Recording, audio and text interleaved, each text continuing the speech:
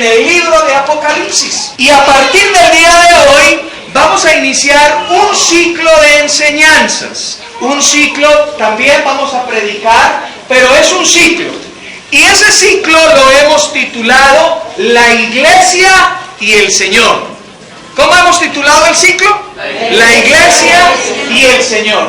Así que vamos a pasar varios domingos hablando acerca de la Iglesia y del Señor. Y nos vamos a basar en esa parte del libro de Apocalipsis donde se le escribe a las 7 iglesias. Amén. Entonces vamos a estudiar cada uno de los mensajes que se enviaron a cada una de las iglesias, porque ese mensaje es actual. Ese mensaje es para hoy. Ese mensaje es para la iglesia en su totalidad, pero también es para cada uno de los creyentes. Amén.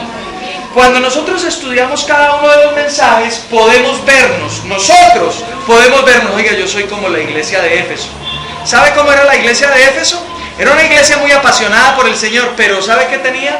Había perdido el primer amor. Y muchos cristianos hoy están así. Hay otros que son como los de la Odisea. ¿Sabe cómo eran los de la Odisea? Eran personas muy prestantes. Tenían mucho dinero, tenían billete. Eran personas muy bien. Y el Señor les dice: ustedes dicen que son ricos y que de nada tienen necesidad, pero ustedes están muertos. ¡Uy! Tremenda palabra. Y le está hablando a la iglesia. ¿Y sabe que hoy hay muchas iglesias así? Tienen muchas cosas, son muy ostentosos, tienen muchos recursos, pero el Rey de Reyes no está en medio de ellos. ¿Sabe que a la iglesia, me estoy adelantando, pero sabe que a la iglesia de la Odisea es la única iglesia al que el Señor le dice: estoy a la puerta y llamo? O sea que si Él está a la puerta y llama, ¿qué quiere decir? Que está afuera. Que está afuera. Y Él está tratando de que le abran para poder entrar y estar con ellos. Y muchos cristianos están así. Le han cerrado la puerta de su corazón al Rey de Reyes. Entonces, lo que vamos a hacer es, en este ciclo, poder ver cada uno de los mensajes, identificarnos nosotros ahí, qué es lo que me está hablando a mí, y poder así crecer. Por eso se llama la iglesia y su Señor. Pero el día de hoy no vamos a empezar con un mensaje específico, sino que vamos a mirar quién es el Señor. ¿Quién es el que está dando el mensaje? Vamos a resaltar algunos títulos que hablan acerca de su humanidad, acerca de su divinidad.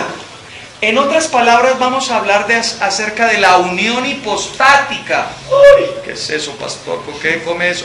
Unión hipostática de la persona de Jesucristo. Y cuando hablamos de la unión hipostática, estamos hablando de la naturaleza humana y divina en la persona de Jesucristo. Eso es lo que los teólogos llaman unión hipostática. Entonces, cuando usted escuche ese término, usted ya no va a abrir los ojos como sapo en tomatera, sino que usted dice: están hablando de la humanidad y de la deidad de Jesús. ¿Aló? Entonces, hoy vamos a hablar acerca de eso. ¿Quién es el Señor que le escribe a la iglesia?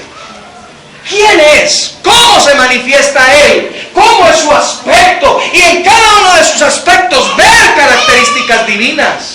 Amén.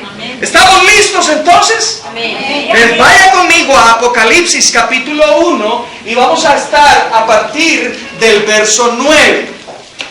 Y a partir del verso 9, en mi Reina Valera 95, hay un título general que dice: los mensajes a las 7 iglesias. Pero a partir del verso 9 hay un subtítulo que dice: una visión del Hijo del Hombre. No sé si usted también tiene esos mismos títulos.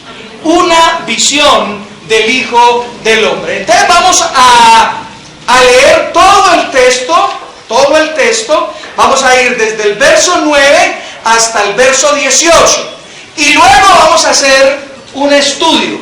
no una exégesis, es decir, no vamos a estudiar verso por verso, palabra por palabra, porque nos tomaría mucho tiempo, pero sí vamos a resaltar algunos títulos que se dan ahí en esa porción de la Escritura. Entonces vamos a leerla, ¿amén? ¿Estamos listos? Amén. Capítulo 1, a partir del verso 9 dice: yo, Juan, vuestro hermano y compañero en la tribulación, en el reino y en la perseverancia de Jesucristo, estaba en la isla de Patmos por causa de la palabra de Dios y del testimonio de Jesucristo. Estando yo en el Espíritu, en el día del Señor, oí detrás de mí una gran voz, como de trompeta, que decía: yo soy el Alfa y la Omega, el primero y el último. Escribe en un libro lo que ves y envíalo a las 7 iglesias que están en Asia: a Éfeso, Esmirna, Pérgamo, Tiatira, Sardis, Filadelfia y la Odisea. Me volví para ver la voz que hablaba conmigo, y vuelto vi 7 candelabros de oro, y en medio de los 7 candelabros de oro, uno semejante al Hijo del Hombre, vestido de una ropa que llegaba hasta los pies, y tenía el pecho ceñido con un cinto de oro. Su cabeza y sus cabellos eran blancos como blanca lana, como nieve. Sus ojos como llamas de fuego. Sus pies eran semejantes al bronce pulido, refulgente como en un horno. Y su voz como el estruendo de muchas aguas. En su diestra tenía 7 estrellas. De su boca salía una espada aguda de 2 filos. Y su rostro era como el sol cuando resplandece con toda su fuerza. Cuando lo vi, caí a sus pies como muerto. Y él puso su diestra sobre mí diciéndome: no temas, yo soy el primero y el último, el que vive. Estuve muerto, pero vivo por los siglos de los siglos. Amén. Y tengo las llaves de la muerte y del Hades. Escribe pues las cosas que has visto, las que son y las que han de ser después de estas. Respecto al misterio de las 7 estrellas que has visto en mi diestra y de los 7 candelabros de oro, las 7 estrellas son los ángeles de las 7 iglesias, y los 7 candelabros que has visto son las 7 iglesias. Tremendo pasaje, ¿verdad? Maravilloso, rico en simbolismos, rico en la descripción de nuestro Señor y Salvador. Pero antes de que veamos quién es nuestro Señor, porque déjame decirte esto: cuando nosotros podemos entender a través de la palabra quién es Jesús, entonces podemos tener mayor firmeza, mayor seguridad, mayor convicción ante cualquier dificultad, ante cualquier momento adverso. ¿Conocen ustedes que mi esposita perdió a su señora madre? Bueno, estuvimos con ella, porque pues tenía que estar yo al lado de ella. Si no estoy yo, entonces ¿quién? Entonces, estuvimos allá y pudimos tener una fortaleza, una tranquilidad. El féretro de mi suegra aquí, y yo predicándole a las personas que estaban allí, y las personas levantando sus manos para recibir a Jesús. Eso nos lo da solamente la convicción de saber quién es nuestro Señor. Porque sus hijos estaban tranquilos, porque sabían que no habían perdido a su mamá, sino que simplemente ella se había adelantado para posteriormente estar con ellos por toda una eternidad. Y queríamos que la familia conociera también eso, y mucha gente recibió al Señor. Ahora, ¿por qué te digo esto? Porque yo no sé en qué circunstancia adversa puedas estar el día de hoy, pero cuando tú conoces a Jesús, cuando tú entiendes quién es Jesús, esto te tiene que dar una seguridad y una fortaleza tremenda. Amén. Amén. Entonces vamos a empeñarnos en eso, en conocer quién es Él, quién es el que está escribiendo. Pero antes de eso, miremos lo que dice el verso 9. Porque ahí se nos dice quién es el que está, quién es el que vio la visión y de parte de quién es el que viene esta revelación. Dice, yo, Juan. Y está hablando de Juan el apóstol, ¿verdad? Pero también se nos explica en qué circunstancia estaba Juan. Dice que él estaba en la isla de Patmos. ¡Ay, pastor! El apóstol Juan estaba paseando en la isla de Patmos. Estaba de vacaciones. No. Estaba exiliado. Estaba preso. Y dice, ¿a causa de qué? Dice, a causa de la palabra de Jesucristo. Amén. Ahora, ¿por qué? Ahora, entendamos el porqué del asunto. Juan, ¿por qué estaba exiliado allí? Porque él estaba predicando a Jesús. Asia, lo que hoy es Turquía, en ese entonces estaba bajo el dominio de Roma. Y en Roma se divinizó al César. El César que estaba en ese tiempo se llamaba Domiciano. Y a él se le rendía culto como si fuera un dios. En cada lugar, en cada ciudad, había un templo donde estaba la esfinge de él y todo el mundo lo adoraba como un dios. Pero los cristianos no hacían eso. Entonces ellos se convirtieron, porque se negaban a adorar al César como Dios, se convirtieron en enemigos de Roma. Y cogieron a Juan y lo exiliaron como preso político en la isla de Patmos. A Juan ya en este momento era un anciano. Él está escribiendo esta carta entre el año 93 y 94 de la era cristiana, o sea que ya tenía cierta edad. Ya él era un hombre veterano y está preso. Está preso allí. Pero luego dice en el verso 10, estando yo, ¿en qué? En el Espíritu. En el Espíritu. Ahora, ¿qué significa esa palabra estando en el Espíritu? O sea, él estaba exiliado, él estaba preso, y de un momento a otro, ¡fa!, se abrió el mundo espiritual para Juan, y él empezó a ver en el mundo espiritual. El Espíritu Santo del Señor lo tomó para darle una revelación. Amén. No fue un sueño, fue un éxtasis. Él pudo tener una visión abierta. Ahora, ¿qué nos enseña esto? Que tú puedes estar en una situación muy difícil, muy adversa, porque ¿cuántos creen que un anciano como Juan, exiliado a trabajos forzados en una isla, la estaba pasando bien o la estaba pasando mal? La estaba pasando muy mal, ¿cierto? Pero aquí la enseñanza es que Dios puede utilizar cualquier circunstancia en tu vida para convertirla en una bendición. Amén. Amén. Para convertirla en una bendición. Perdimos a nuestro familiar. Yo lloré porque la amaba mucho. Pero eso, Dios lo convirtió en una bendición. Muchos pudieron conocer a Jesús.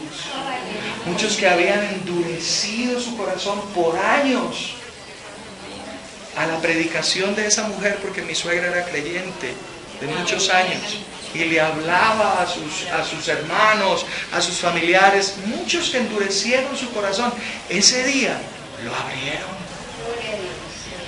Y cuando una semilla muere, algo germina. Amén.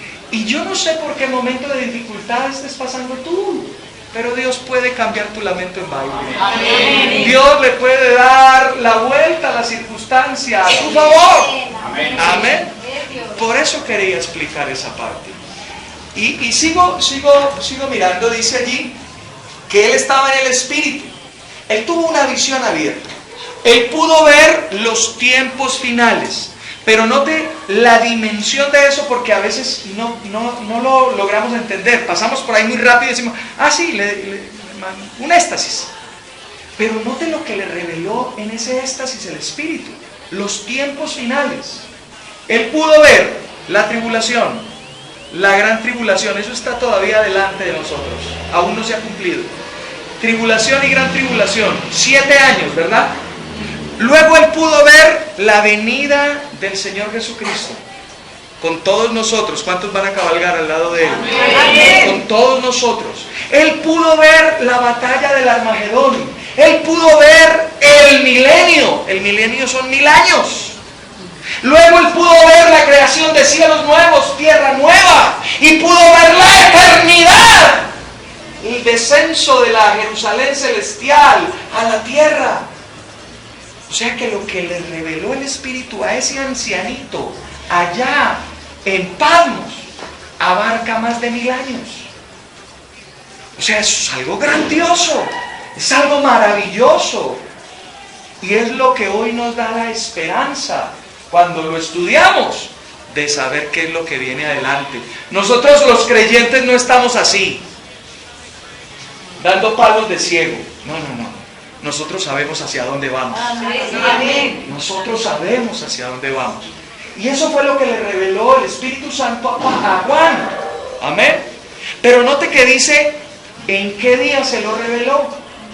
Dice, en el día del Señor. Esa expresión, ¿a qué se refiere? Se está refiriendo al día domingo.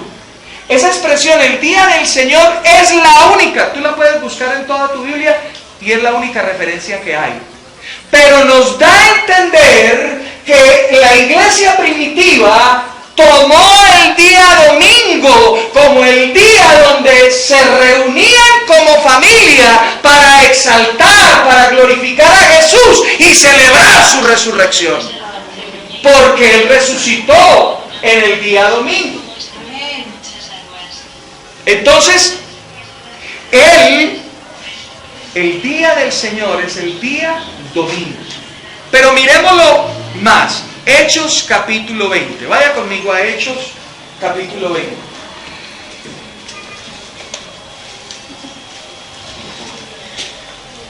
Hechos en el capítulo 20. Y miremos el verso 7.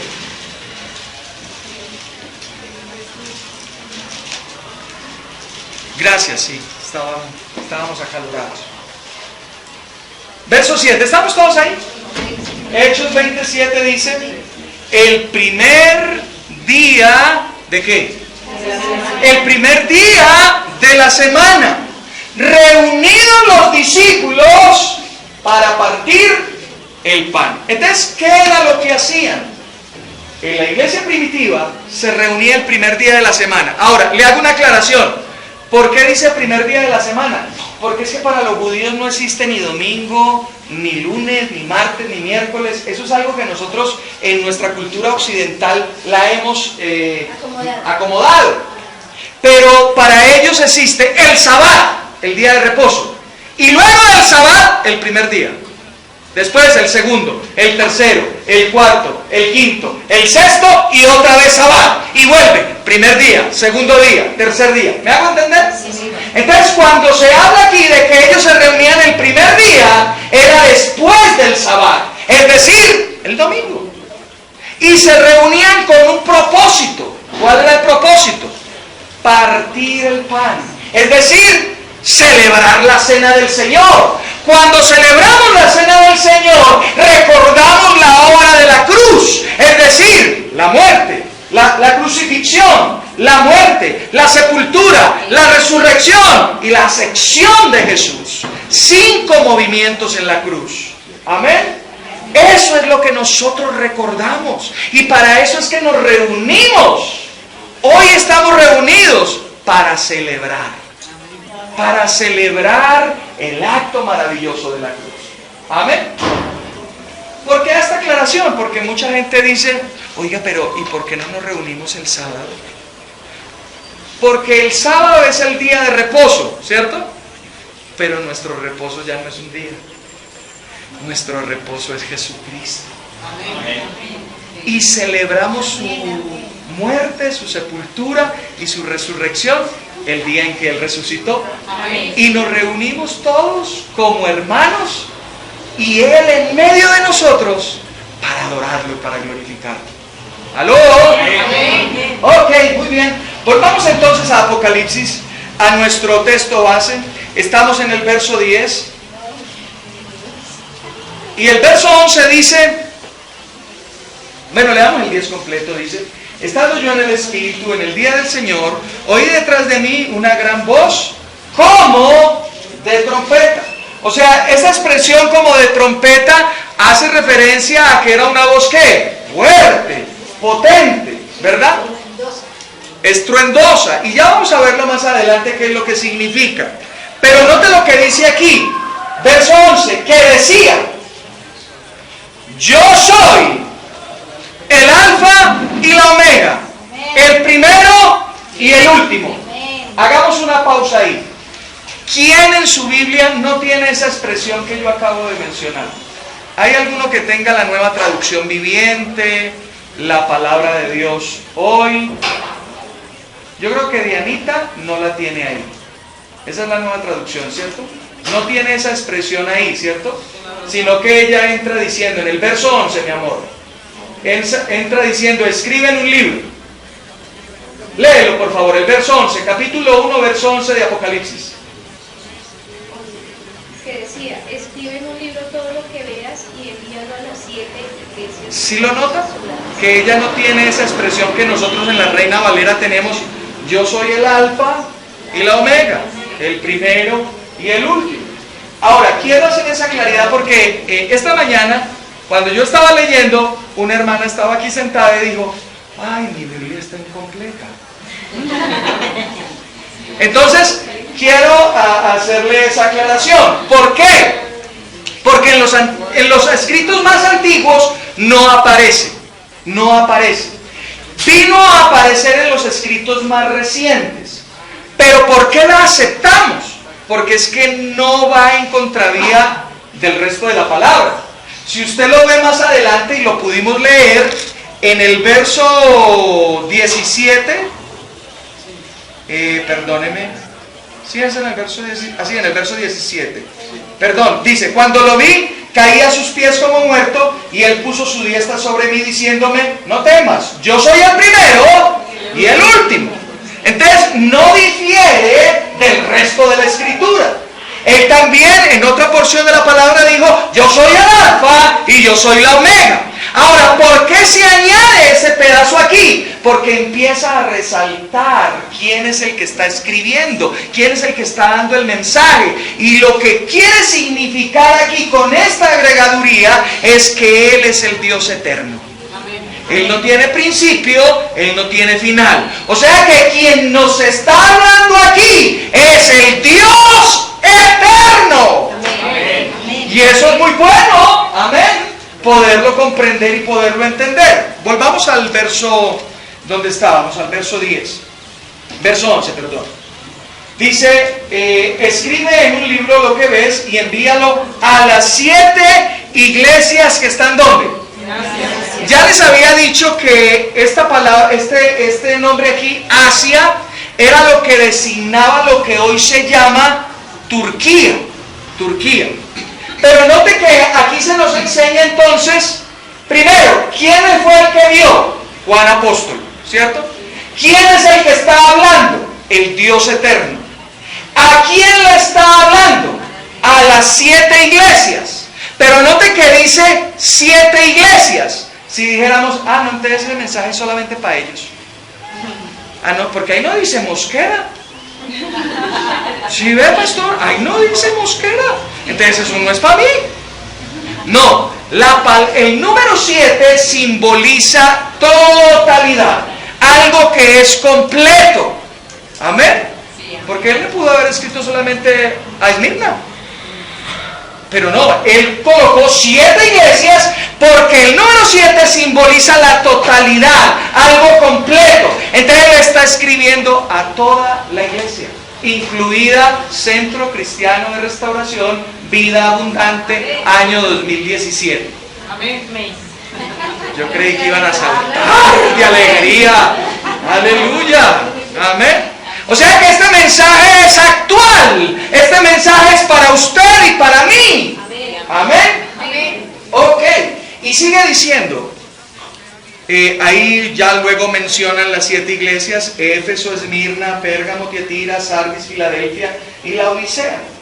Verso 12 dice: me volví para ver la voz que hablaba conmigo, y vuelto vi 7 candelabros de plata, de bronce, no, de oro. Ahora, ¿qué significan los 7 candelabros? ¿Qué significan los 7 candelabros? Recuerde que hay un principio muy importante de interpretación bíblica: la palabra interpreta la palabra, ¿cierto? Porque aquí podríamos decir, no, el candelabro es esto, aquello, pero no, es la palabra. ¿Qué dice la palabra? Y él mismo lo interpretó. Mira el verso 20. Respecto al misterio de las 7 estrellas que has visto en mi diestra y de los 7 candelabros de oro, las 7 estrellas son los ángeles. La palabra o el nombre ángel significa mensajero, ¿cierto? Un mensajero. Entonces aquí le está hablando es a los mensajeros de esa iglesia, es decir, a los pastores de esa iglesia. Y luego dice, y de las 7 iglesias, y los 7 candelabros que has visto son las 7 iglesias. Entonces, ¿qué quiere en el verso 12? Cuando él vio un candelabro, ese candelabro de oro, ¿qué simbolizaba? ¿Aló? Las 7 iglesias. Y ya vimos que las 7 iglesias es la totalidad de la iglesia. Ahora, ¿qué hay en un candelabro? Fuego, luz, ¿verdad? Porque la iglesia es la luz de este mundo. Amén. Es la luz de este mundo. Bueno, Mercedita se acaba de decir algo que yo no lo había analizado. Y sí, tiene razón, hay aceite. Y el aceite simboliza al Espíritu Santo. Y es en la iglesia donde se mueve el Espíritu Santo de Dios. Pero ese aceite está allí para dar luz, ¿verdad? Y Jesús dijo, vosotros sois la luz del mundo. Ahora, la luz que da. Calor. Bueno, sí, puede ser, pero ¿cuál es la razón de ser? Cuando tú estás en la oscuridad, ¿qué haces? Prendes una luz, ¿verdad? Porque la luz te permite ver, te permite tener una revelación. O sea que nosotros como la iglesia, nosotros que somos la iglesia, como el candelabro de oro que somos, que estamos para ser portadores de luz, estamos es para darles la revelación al mundo. Pero la revelación ¿de qué o de quién? Del que es la luz, aleluya. Amén. De Jesucristo. Porque nota que ahí a texto seguido dice, verso 12, me volví para ver la voz que hablaba conmigo, y vuelto vi 7 candelabros de oro. Amén. Ahora, permítame hacer esta aclaración. Es muy importante el material. El material que se especifica ahí es importante entenderlo. Porque el candelabro podría ser de bronce, o de lata, o de barro. Pero dice él que es de oro. Y el candelabro representa ¿a quién? A la iglesia. O sea que la iglesia para Dios es muy valiosa. Por eso dice él que es de oro. Y bueno, tú estarás pensando y diciendo, bueno, sí, la iglesia. Pero es que la iglesia eres tú. Y soy yo. Entonces tú eres muy importante para Dios. Y eso es importante dejarlo claro, porque hoy muchos cristianos se están sintiendo como gusanos, como basura, como hijos de segunda, como hijos de tercera. No, es que Dios a mí no me oye. No. Dios te ama. Y tú eres para Él un especial tesoro. Él dice que tú eres un especial tesoro, que tú eres la niña de sus ojos y que tú eres el tesoro escogido de Él. Entonces tú no te puedes sentir ni con baja autoestima. Tú no te puedes sentir rechazado, porque el eterno Dios ve en ti una joya preciosa. Amén. ¿Sabe por qué mucha gente hoy está sufriendo de depresión? Y hablo de cristianos. Porque no tienen claro que el Dios eterno los ama mucho. Amén. Pero cuando tú lo entiendes, No existe. pueden venir palabras duras de otras personas. ¿A cuántas otras personas le han dicho palabras duras? Muchos, ¿cierto? Muchos nos han dicho palabras duras. Pero cuando esas palabras duras chocan contra lo que está cimentado en nuestro corazón, que son las palabras suaves y hermosas de Dios en mi vida, no tienen ningún efecto. Viendo el candelabro, aleluya. Amén, gloria a Dios. Bendito es el Señor. Pero nota que dice que él vio. Ahora, ¿por qué pudo ver? En el verso 13 dice: y en medio de los 7 candelabros a uno semejante al Hijo del Hombre. Amén. Note dónde estaba el Hijo del Hombre. Yo conocía. ¿En medio de quién? En medio de la iglesia. Ahora, ¿por qué Juan lo pudo ver? Porque la iglesia estaba alumbrando. Y cuando la iglesia alumbra, quien se tiene que revelar ahí es Jesucristo. No es el apóstol X, no es el pastor Y, Amén. no es el profeta X. Amén. ¡Es Cristo! Amén. Amén. Porque hoy mucha gente está diciendo: ¡ay, viene el profeta tal! Y corren para allá. ¡Ay, viene el apóstol tal! Y corren para allá. No, nosotros no venimos a ver ni a un hombre, ni a un apóstol, ni a... Gloria a Dios por ellos, ellos son una bendición. Pero nosotros venimos es a ver a Cristo. Amén. A tener revelación de Cristo. Amén. Amén. Ahora, nota lo que dice ahí. Hay una expresión y es el Hijo del Hombre. ¿Cierto? Y esto es un título. Hombre. El título que significa, que habla del Mesías, que habla de la humanidad de ese Mesías. Amén. Amén. Porque Él es Dios, hombre. Amén. El Dios, hombre. Entonces, el título Hijo del Hombre está hablando de la humanidad de Jesús, pero también está hablando de que ese Dios hombre es el que tiene todo poder y todo señorío. Amén. Sí. ¿Y usted por qué dice eso, pastor? Pero ahí no dice eso. Bueno, pues cuando estudiamos el título, hay un principio de interpretación bíblica que se llama la ley de la primera mención. ¿Qué significa eso?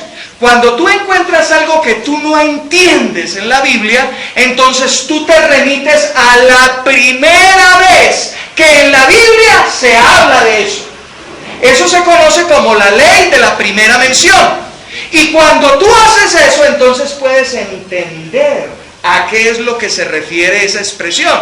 Entonces vamos a mirar acá esto, porque dijimos que el Hijo del Hombre es un título mesiánico, que está hablando de la humanidad y de la autoridad de Jesús, pero aquí no se habla de autoridad por ningún lado. Pero entonces miremos la primera mención. Está en Daniel capítulo 7. Vaya conmigo a Daniel. ¿Cuántos están felices? Amén. Uy, pero bien poquitos. ¿Cuántos están felices? Amén. Daniel capítulo 7.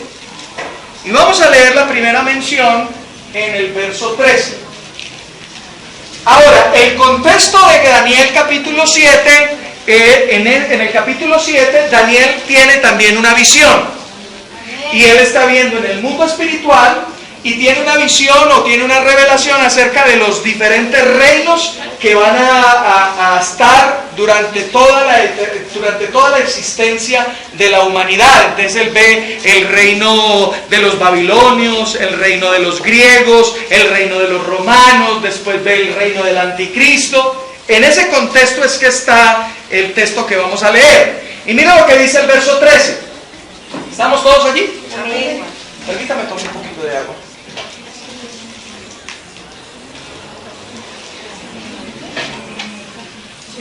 ¿Sí lo encontraron?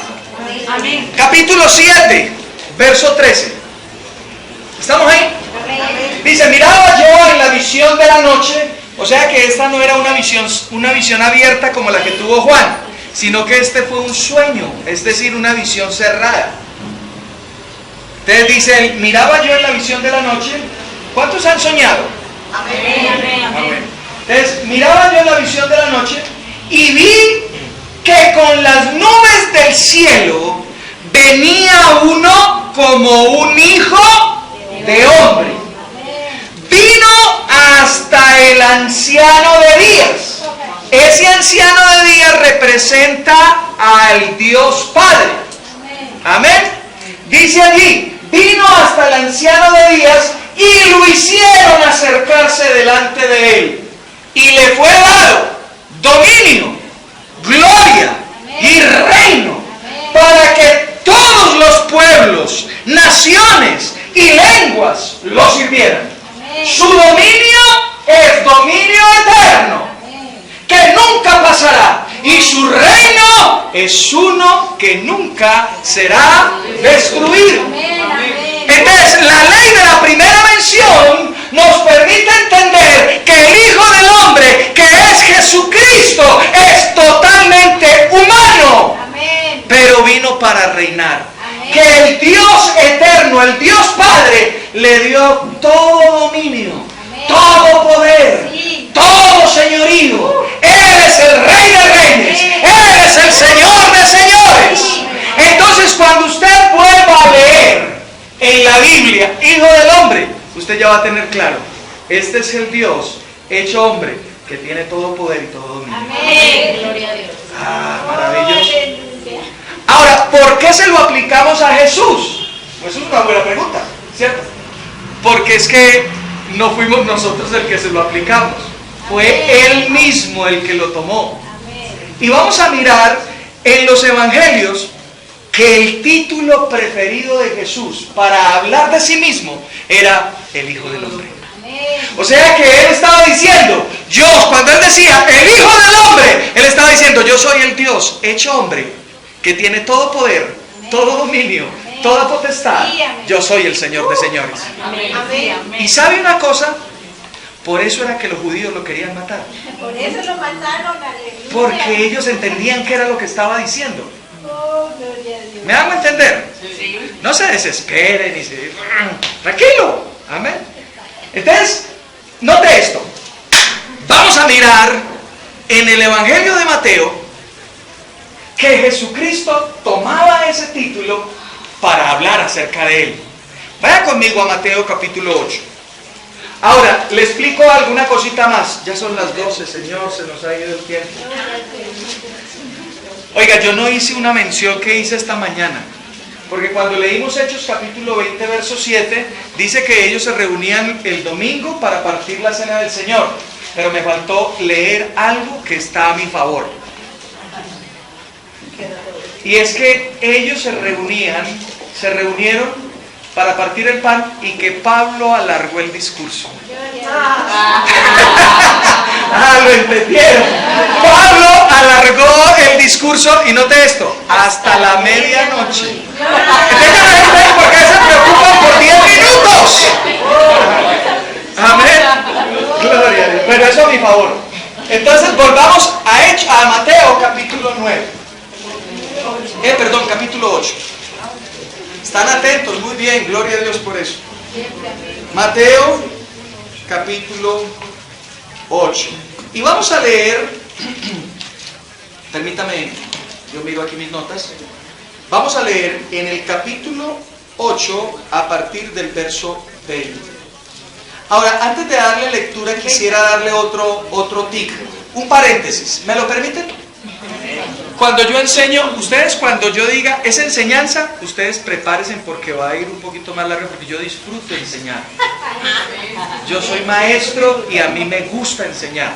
Entonces ustedes me tienen paciencia, ¿sí? Ok. Entonces, gloria a Dios. Nadie se señala. No, porque se cae y se... Bueno, pero también lo resucitamos. Amén. Gloria a Dios. Note esto. ¿Por qué solamente esa expresión Hijo del Hombre aparece en el Evangelio de Mateo? Usted lo busca en Lucas, no está. En Marcos no está. En Juan tampoco.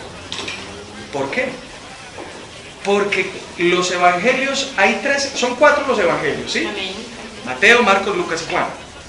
pero hay 3 que se llaman sinópticos. ¿Por qué se llaman sinópticos? Porque cuentan lo mismo, las mismas historias, pero a blancos audiencia diferentes. ¿Me hago entender?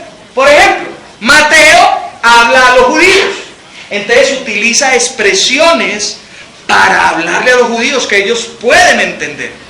Lucas habla a los griegos, entonces él habla y muestra a Jesús de una manera en que los griegos lo puedan entender. Y Marcos le habla a los romanos, de tal manera que los romanos puedan ver a Jesús como el Dios eterno. Por eso se llaman sinópticos. Cuentan las mismas historias, pero a blancos distintos, a blancos audiencia diferentes. Y el Evangelio de Juan es maravilloso, porque es único. Cuenta historias que los otros no cuentan. Entonces, ¿por qué en Mateo se aparece esta expresión hijo del hombre? Porque le está hablando a los judíos. Y los judíos conocían qué significaba el hijo del hombre. ¿Me hice entender? Amén. Entonces miremos 8:20. 8, verso 20. Dice, Jesús les dijo, las zorras no tienen guaridas y las aves del cielo nidos, pero el Hijo del Hombre no tiene donde recostar su cabeza. Oiga, cuando uno entiende eso, bueno, primero otro paréntesis. Mucha gente hoy está diciendo, ¿sí ve? Jesús no tenía plata, él era pobrecito, ni siquiera tenía donde recostar su cabeza. No, eso es una mala hermenéutica de ese texto, porque lo que están hablando ahí es que Jesús estaba en Galilea, él iba para Jerusalén, entonces envió una comisión a Juan y a Jacobo a Samaria, para que en Samaria, cuando pudiera llegar a Samaria, él pudiera tener un lugar donde poder descansar. Y resulta que cuando Jacobo y Juan llegaron allá, los samaritanos le dijeron, no, ustedes van de largo para Jerusalén, entonces aquí no hay posada para ustedes, porque recuerdan que los samaritanos y los judíos no se iban entre sí. Entonces ellos querían era que se quedaran para adorar en el monte Gerizim. ¿Se acuerdan la samaritana cuando le dijo, es que nuestros padres dicen que se debe adorar en este monte y ustedes en el de allá? Entonces, como ellos iban a adorar a Jerusalén, los samaritanos le dijeron, no señor, aquí no van a quedar, miren a ver qué van a hacer. Entonces, cuando llegó el Señor Jesucristo, dijo, Jacobo, ¿qué? ¿Dónde hay que recostarme? No señor, no nos quieren dar posada en ningún lado. No quiere decir de que él no tenía plata con que pagar, sí tenía con que pagar la posada. Lo que pasa es que por cuestiones religiosas, tradiciones, no lo querían recibir. Y hoy mucha gente, por la tradición de la religión, no quieren recibir a Jesús. Así es. ¿Aló? Amén. Entonces aquí no se está hablando de pobreza, no, aquí no se está hablando de eso. Eso es una mala interpretación del texto. Bueno, cierro paréntesis. Ay, Señor, ayúdame para poder llegar. Entonces, cierro paréntesis. Aquí se está hablando que Él es el Hijo del Hombre. Capítulo 9. Capítulo 9. Y ahora leamos el verso 6. ¿Estamos ahí? Amén. Mateo. Sí, Mateo, capítulo 9, verso 6. Permítame que yo no llegue. Dice ahí. Pues para que sepáis que el Hijo del Hombre tiene ¿qué? Potestad. ¿Qué es potestad? Derecho. Autoridad, ¿cierto? Autoridad. Y cuando se habla del Hijo del Hombre se está hablando de ¿qué? Del Dios humano que tiene toda autoridad. ¿Cierto? Entonces mire que aquí el texto también está en consonancia con todo lo que hemos venido hablando. Tiene autoridad, tiene potestad en la tierra para perdonar pecados. Dijo entonces al paralítico, levántate, toma tu camilla y vete a tu casa. Amén.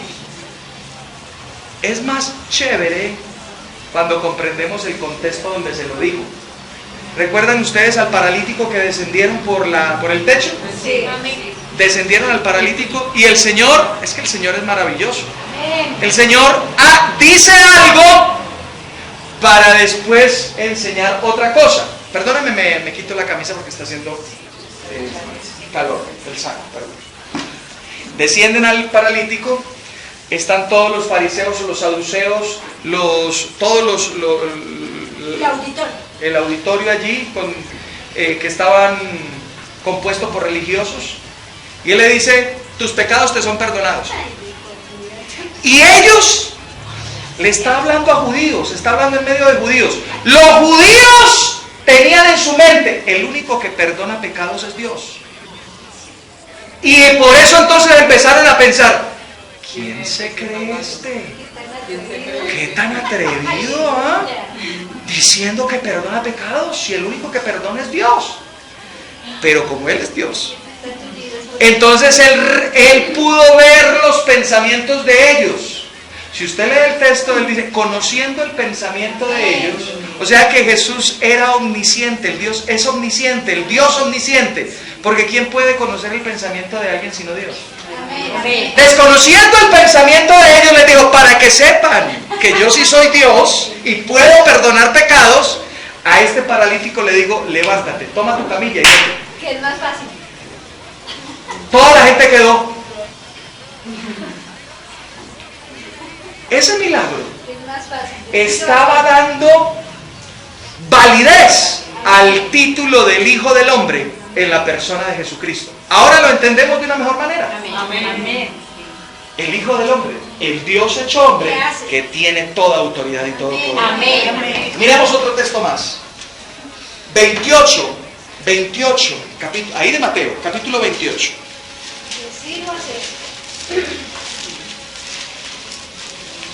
Capítulo 28, verso 18. Ahora, Jesús aquí ya ha sido crucificado, ha sido muerto, ha sido resucitado, se ha presentado ante el Dios Todopoderoso y luego se le está manifestando a los discípulos. ¿Me siguen? Amén. En el verso 18 dice, Jesús se acercó y les habló diciendo, ¿toda qué? Yo hice un estudio muy profundo acerca de esa palabra, toda. Y toda significa todo.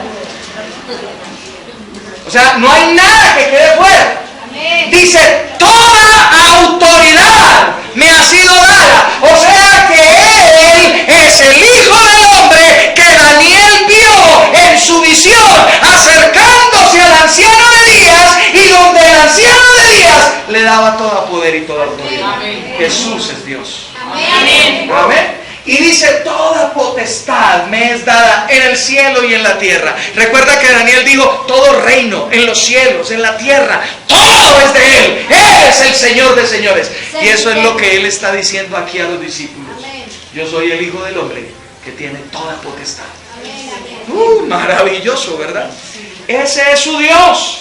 Ese es su Señor, ese es su Salvador, ese es mi Dios y mi Salvador. Entonces cuando yo entiendo que Él tiene todo poder y toda potestad, ¿de qué voy a temer? ¿De qué voy a temer? Si Él está conmigo, Él ha prometido estar aquí. Él está aquí, ¿sabía usted? Él está en este lugar porque dice que cuando resplandece la luz del candelabro se revela a uno que es como el Hijo del Hombre. Él está aquí en medio de nosotros. Y para eso es que nosotros nos congregamos. Muchas personas dicen, y esto a favor de los que no se congregan cada vez que la iglesia está abierta. Note que estoy diciendo a favor, no en contra. A favor. No entienden eso. Porque cuando tú entiendes que cuando la iglesia se reúne y la iglesia alumbra y Cristo se revela, yo me levanto temprano, yo estoy ahí pendiente, y hijos, muévanse porque nos está esperando Jesús. Él se va a revelar hoy en medio de su iglesia. Él va a estar allí recibiendo la adoración. Él va a estar allí dispuesto, con un corazón abierto, con unas manos abiertas para recibirnos a usted y a mí. Entonces yo vengo con gozo, yo vengo con alegría. Yo no vengo a ver al pastor, porque si usted viene a verme a mí se va a llevar una desilusión terrible. Pero usted viene a ver a Cristo, al Cristo resucitado. ¡Aleluya!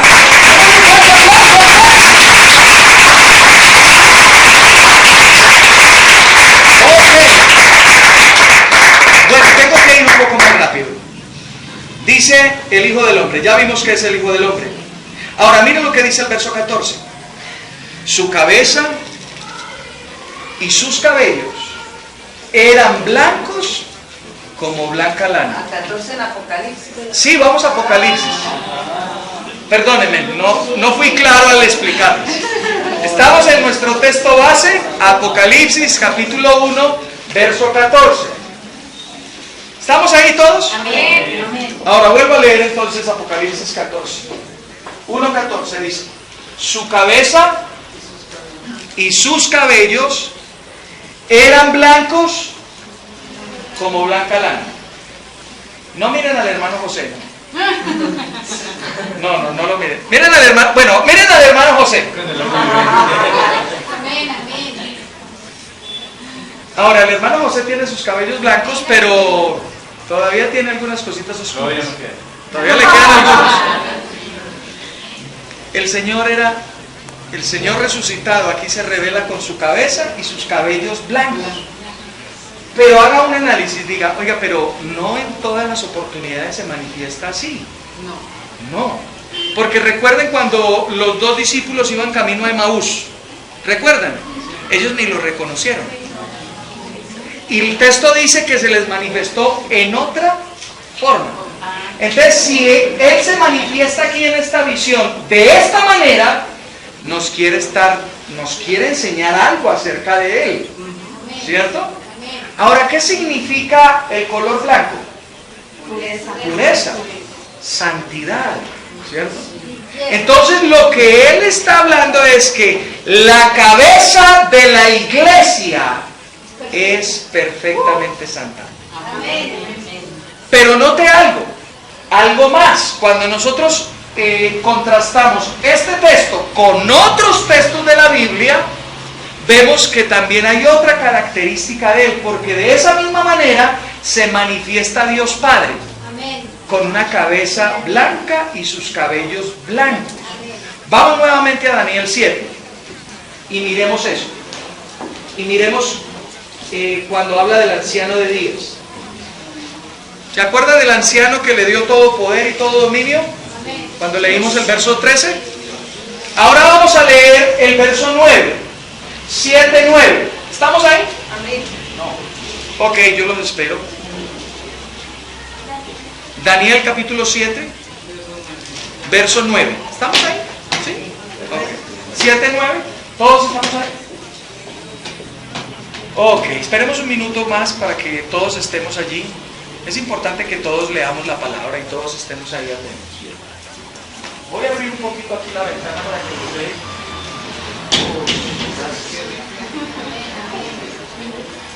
Ok, 7:9. Lee. Dice: estuve mirando hasta que fueron puestos unos tronos y se sentó un anciano de días. Ese es Dios Padre. Amén. Y mire cómo estaba él. Ahora usted dirá, bueno, ¿y por qué Dios Padre? Recuerdan que en el 13 ese anciano de días es el que le da toda potestad y toda autoridad. Claramente está hablando del Padre. ¿Cierto? Entonces dice el anciano de días: su vestido era blanco como la nieve, el pelo de su cabeza como lana limpia, su trono llama de fuego y fuego ardiente las ruedas del mismo. Note que a Jesús en Apocalipsis se le describe exactamente igual a Dios Padre. Y eso habla de algo, eso tiene que hablar algo, ¿cierto? Entonces está hablando de su santidad, pero dice que este era anciano de días. ¿Cuántos conocen al hermano Alejandro, José Alejandro Sánchez? Esta mañana pregunté, ¿quién fue el que le dio? ¿El cuchito, el ancianito? No es el cuchito, es el Dios Todopoderoso. Y quiero decirle, bueno, él lo dijo de manera jocosa porque él es muy alegre, él es muy divertido y lo amamos porque nos hace reír. A ver, en medio de la enseñanza también hay tiempo para reír. Pero note algo, la gente cuando no conoce a Dios, ¿cómo se expresa de Dios? Cucho, chucho, chuchito lindo. O sea, no han entendido ¿Quién es Dios? ¿Quién es Dios? Él es sublime, Él es eterno. Y aquí cuando habla anciano de día no está hablando de un viejito decrépito. No, está hablando de una característica divina, y es que Él es el Dios eterno. Él es el Dios preexistente. Entonces, cuando hablamos de que Él es el Hijo del Hombre, estamos hablando que Él es el Dios hombre con todo poder y toda autoridad. Cuando se dice que su cabeza es blanca, está hablando de que Él es santo. Y cuando se habla de que Él es igual al anciano de días, se está diciendo que Él es preexistente. Él es eterno. No tiene comienzo, no tiene final. Volvamos a Apocalipsis. ¿Estamos ahí? Les prometo no hacer más paréntesis. Ir rápido. Verso 15. Al final del verso 14 dice: sus ojos como llamas de fuego. Eso es otra característica. ¿Y las llamas de fuego a qué se refiere? Porque note que dice que sus ojos son como llamas de fuego. Entonces ahí hay dos cosas. Primero, es que Él es el Dios que todo lo sabe, que todo lo ve, que todo lo conoce. Para Él no se le escapa absolutamente nada. Pero en ese conocimiento, en esa omnisciencia, Él va a ser el Dios que va a juzgar. Hago esta aclaración hoy.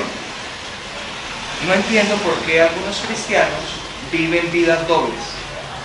¿A qué me refiero con esto? Que en la iglesia son muy santos, pero afuera viven una vida terrible. Y entonces viven esa vida doble sin entender que Dios los está viendo. Y que sus ojos son como llamas de fuego, es decir, que en su omnisciencia Él va a juzgar nuestras obras. Vaya conmigo a Primera de Corintios. Primera de Corintios capítulo 3. Vamos rápido. Gloria a Dios. Y vamos a leer desde el verso 11.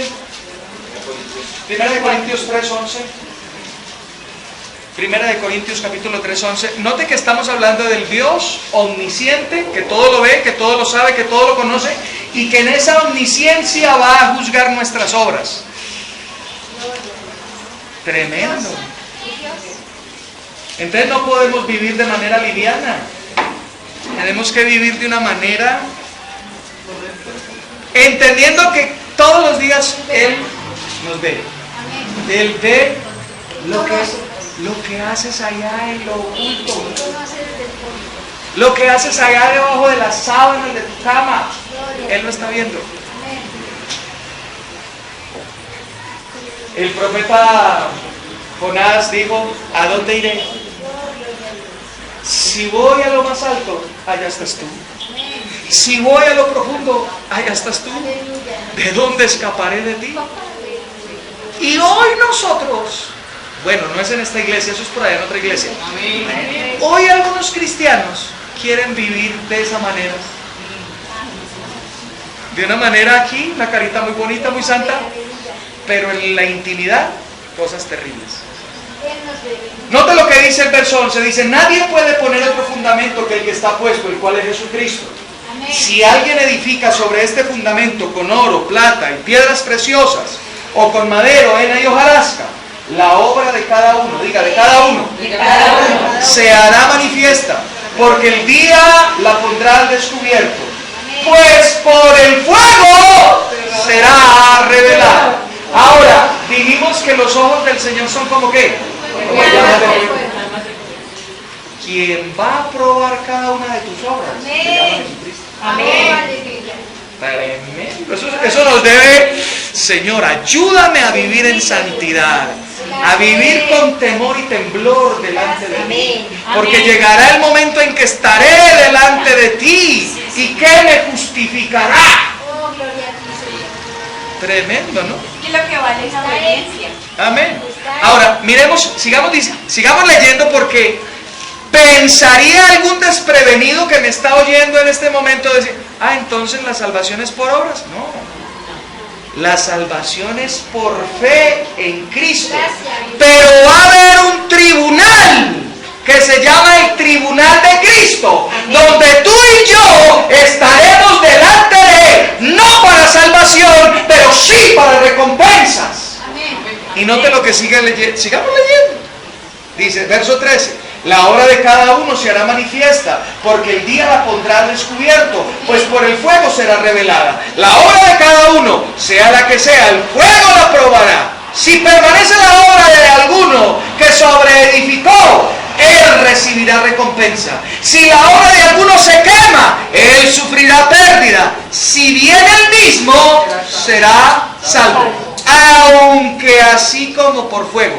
Otras versiones dicen, va a ser salvo, pero va a quedar oliendo a humo. ¿Sí? Y tú puedes seguir viviendo esa vida doble, esa vida liviana. Tú has confiado en Jesús, tú has confiado en Cristo. Ese es el fundamento y eso es lo que te da salvación. Pero déjame decirte algo. Un día estarás delante del Hacedor de tu vida, del Salvador de tu vida, y tendrás que dar cuentas por lo que hiciste o dejaste de hacer. Y si lo has hecho bien, recibirás una recompensa. Y si lo has hecho mal, vas a quedar oliendo a humo. Chamuscado. Vas a ser salvo, sí, pero vas a quedar oliendo a humo. Y yo no quiero quedar oliendo a humo. ¿Cuántos quieren quedar oliendo a humo? No. Entonces vivamos de una vida correcta. Porque el Dios omnisciente, que todo lo ve, que todo lo conoce, va a juzgar. Mira el capítulo 4. Ahí mismo donde estamos. Capítulo 4. Y lea por favor conmigo el verso 5. Capítulo 4, verso 5 dice: así que no juzguéis nada antes de tiempo, hasta que venga el Señor, el cual aclarará también lo oculto de las tinieblas y manifestará las intenciones de los corazones. Entonces cada uno recibirá su alabanza de Dios. Es cuando se está hablando de que Él tiene su cabeza blanca, está hablando de santidad, de preexistencia, que sus ojos son como llamas de fuego, está hablando de que es el Dios que conoce la intención de cada corazón y que a partir de ese conocimiento juzgará. ¿Aló? Porque una cosa, uno puede hacer cosas, bueno, les pongo este ejemplo. ¿Cuántos creen que ir a predicar, ir a tocar las puertas para predicar es bueno? Uy, pero bien poquitos, ¿no? ¿Cuántos creen que es bueno? Es buenísimo, ¿verdad?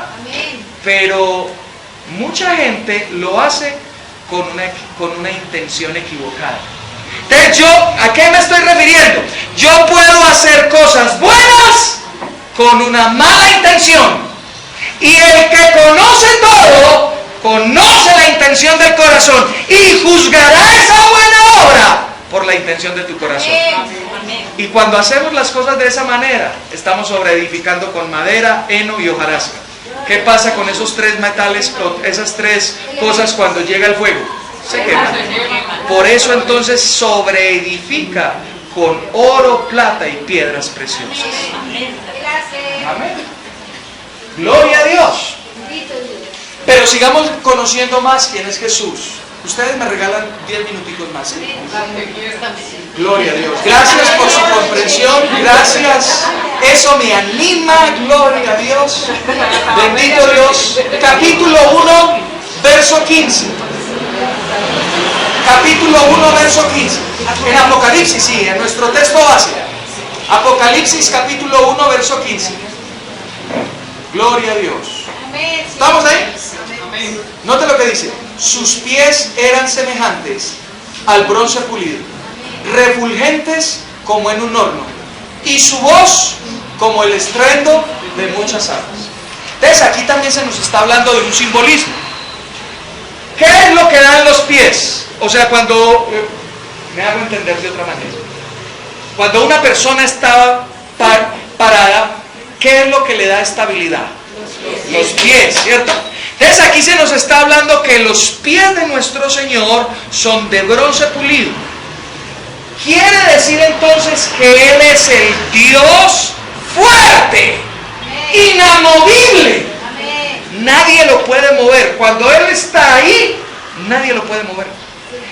No es solamente inamovible, sino que Él es estable. Quiere decir que todo lo que Él ha prometido, Él lo va a cumplir.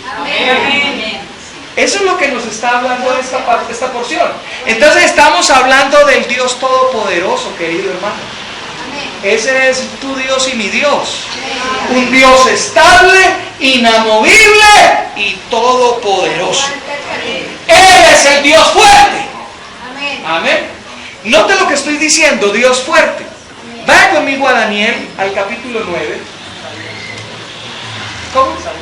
Perdón, Isaías capítulo 9, gracias. Yo también tuve este error en la primera. Y es Isaías capítulo 9. Yo era para ver si Kevin estaba ahí atento. Gloria a Dios. Gracias, Kevin. Isaías capítulo 9. Note cómo el profeta 700 años antes de la venida de nuestro Señor Jesucristo le da unos títulos a Jesús. Y precisamente uno de los títulos es Dios fuerte. Entonces vamos a entender eso. Capítulo 9, verso 6. ¿Estamos todos aquí? Amén. Dice, porque un niño nos ha nacido, hijo nos ha sido dado, el principado sobre su hombro, se llamará su nombre.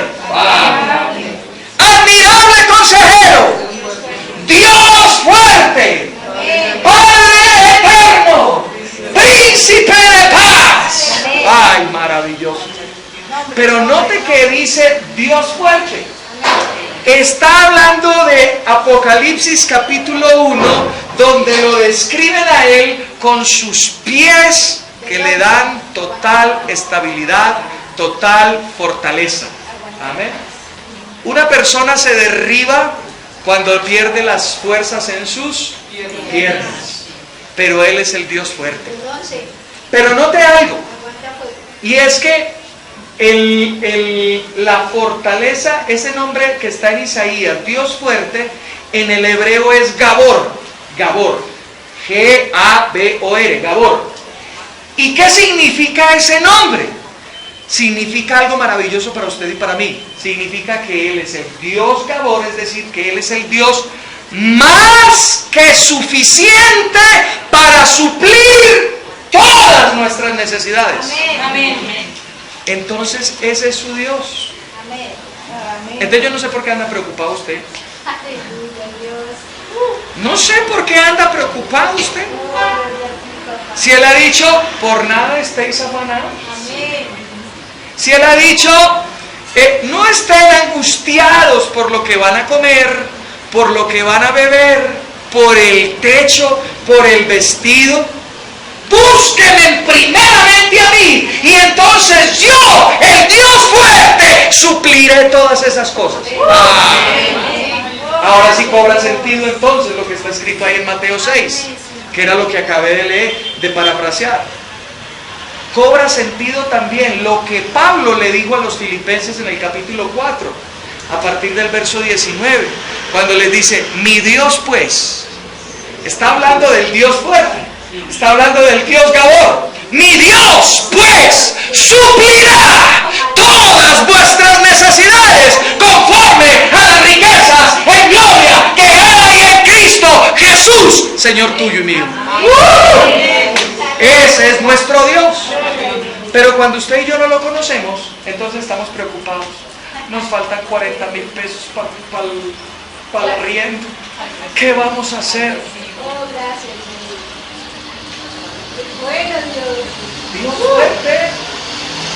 Tú tienes un Dios fuerte. Tú tienes un Dios que es más que suficiente para suplir todas tus necesidades. Ahora ya son las 12:30 y me he alargado, por favor, excúsenme, pero quería que usted conociera quién es este Dios. Ahora, hay muchas cosas más allí para escudriñar y para estudiar, pero creo que hemos logrado el objetivo de exaltar el nombre de Jesús. Queremos exaltar el nombre de Jesús. Cuando nos reunimos en esta iglesia, lo único que perseguimos es exaltar el nombre de Cristo. Amén. Y creo que hoy lo hemos logrado. Pero note que hay algo importante. Vaya conmigo al Apocalipsis, al libro de Apocalipsis, capítulo 1, y con este termino. Verso 17. Usted puede seguir leyendo el 16. Dice que en su diestra tenía 7 estrellas. Ah, Señor, ¿por qué leí esto? Bueno, ¿se los explico? Sí. Ok. Verso 16 dice, en su diestra tenía 7 estrellas. Porque es que esto está a mi favor, ¿saben? Amén. Esto está a mi favor, yo no me puedo ir sin decirlo. Entonces, note lo que dice el verso 20 para que podamos entender cuáles son esas estrellas. Verso 20 dice, respecto al misterio de las 7 estrellas que has visto en mi diestra. ¿Dónde están las 7 estrellas? A su derecha. En su diestra. No están a su derecha, no, están en su mano derecha. Amén. Es una cosa distinta. Amén. Entonces, en mi diestra y de los 7 candelabros de oro, las 7 estrellas son los ángeles, es decir, los mensajeros de dónde. O sea que está hablando de los pastores. Ah, por eso era que lo quería explicar, ¿no? Está hablando de los pastores, de los apóstoles, de los evangelistas, de los profetas, de los maestros. ¿Dónde están ellos? En su mano, ¿cierto? Él, entonces, si quiere decir que están en su mano, Él los sustenta. Pero luego dice que ellos son mensajeros. ¿De quién? De Él. O sea que lo que ellos hablan, lo hablan de parte de Él. ¿Y por qué quería explicar esto? Porque es que hoy mucha gente, muchos cristianos, están hablando de manera muy liviana de los pastores. Yo sé que no aquí. Ustedes no hablan mal de mí, ¿cierto? No, yo sé que ustedes me aman a mí y yo también los amo a ustedes.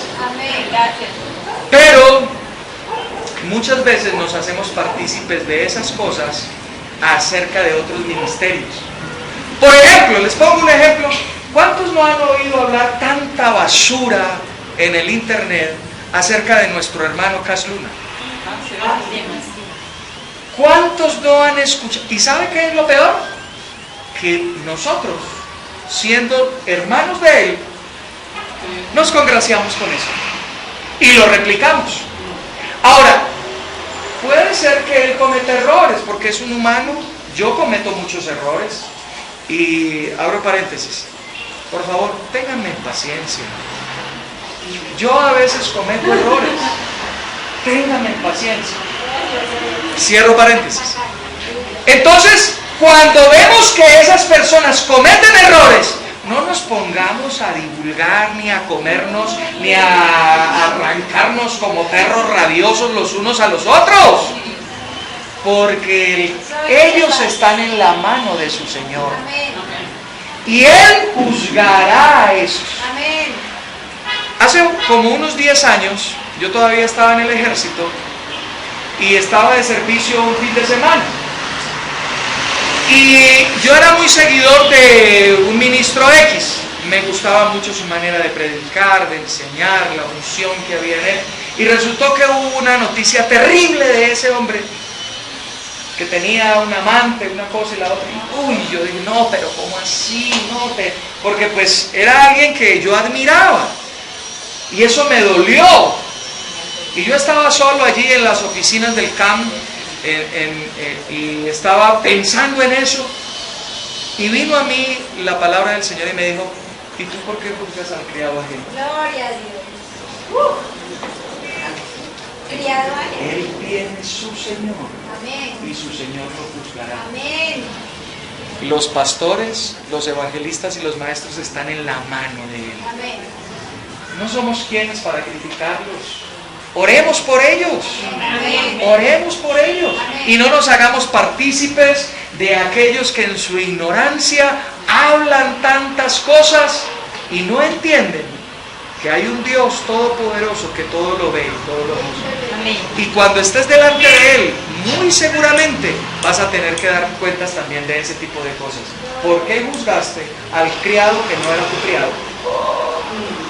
¿Yo? Sí, tú. Santo Rey. Entonces no cojamos las cosas tan livianamente. ¿Lo ve? Cuando uno pueda entender las cosas, uno tiene que andar con temor y temblor de Dios. Nosotros no juzgamos las personas. No cuento más historias. Voy a terminar. Verso 17. No acabamos. Si yo sigo hablando aquí, no acabamos. Verso 17, y ya está tarde.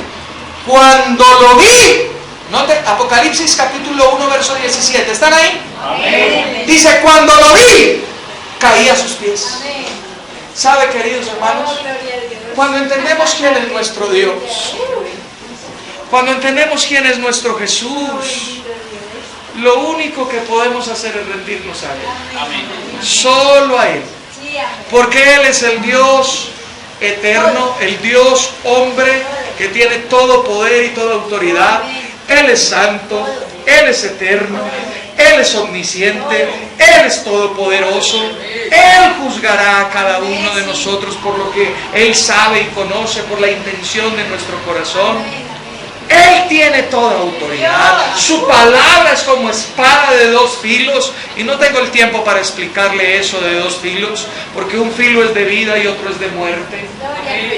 Y lo único que tenemos que hacer nosotros es postrarnos ante Él para adorarlo.